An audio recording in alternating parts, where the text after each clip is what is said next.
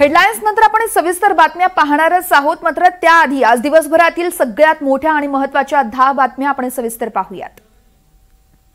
गोंदिया जिल्ह्यामध्ये यावर्षी ऑगस्ट महिन्याच्या सुरुवातीलाच मुसळधार पाऊस पडल्याने गोंदिया जिल्ह्यातील धरण हे तुडुंब भरलेत।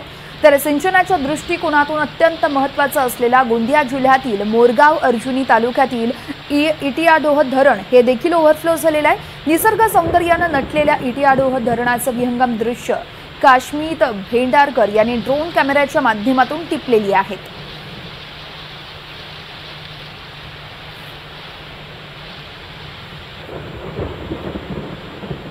सातारा जिल्ह्याच्या घाटमाथ्यावर मुसळधार पाऊस सुरू आहे, त्यामुळे जिल्ह्यातील सर्व धरणांच्या पाणी पातळीत वेगाने वाढ झाली आहे।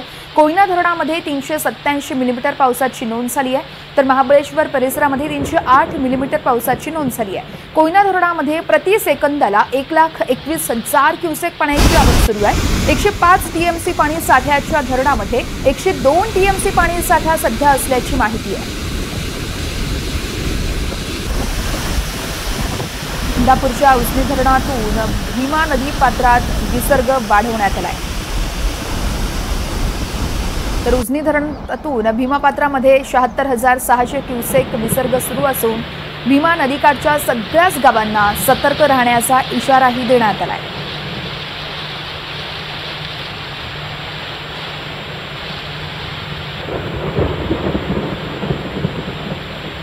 सोलापूर जिल्ह्यातील माढा तालुक्यातील उजनी धरण देखील ओव्हरफ्लो झालेलं आहे। उजनीतून 61,600 क्युसेक तर वीर धरणातून 47,454 क्युसेकनं भीमा नदी पात्रात विसर्ग केला जातोय, त्यामुळे भीमा आणि नीरा नदीकाठच्या सगळ्या गावांना सतर्कतेचा इशारा देण्यात आलाय।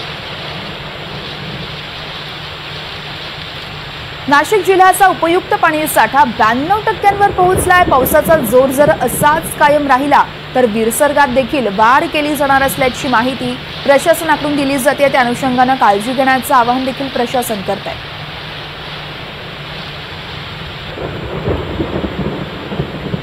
नाशिकच्या इगतपुरी तालुक्यामध्ये धरणाच्या पाणलोट क्षेत्रामध्ये पावसाची जोरदार बॅटिंग सुरू आहे। तालुक्यातील सर्वात मोठं दारणा धरण हे 91.72% असून आता धरणाचे 6 दरवाजे 2 फुटांनी उघडण्यात आल्याची माहिती प्रशासनाकडून दिली जाते। मागील काही दिवसांमध्ये लातूर जिल्ह्यामध्ये सर्वत्र चांगला पाऊस पडत असल्याने जिल्ह्यातील 134 लहान आणि मध्यम प्रकल्पांपैकी 23 लघु प्रकल्प पूर्णपणे 100% भरलेत, त्यामुळे जिल्ह्याच्या पाणी पुरवठ्याची चिंता बऱ्याचशी मिटणार आहे।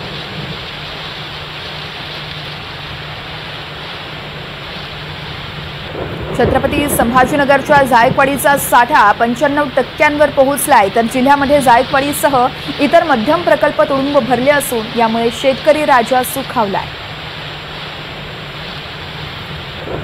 छत्रपती संभाजीनगर जिल्ह्यातील अंबाडी मध्यम प्रकल्प पूर्ण क्षमतेने भरला। याशिवाय शिवना नदीकाठच्या परिसरातील नागरिकांना त्यामुळे सतर्क राहण्याचा इशारा दिला जातोय। नदी पात्रात जाऊ नका, तसेच वाहनं अथवा जनावरं पात्राजवळ आल्यास तात्काळ हलवावीत असं आवाहन देखील प्रशासनानं नागरिकांना केलंय।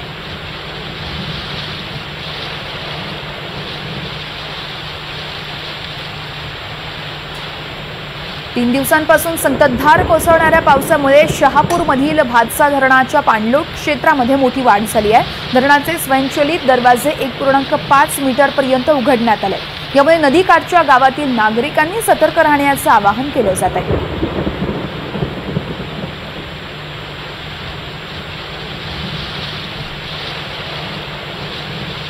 नवी मुंबईमध्ये मुसळधार पावसामुळे मोरबे धरण हे 100% भरलेलं आहे, यामुळे नवी मुंबईकरांचा पिण्याचा पाण्याचा प्रश्न आता मिटणार आहे।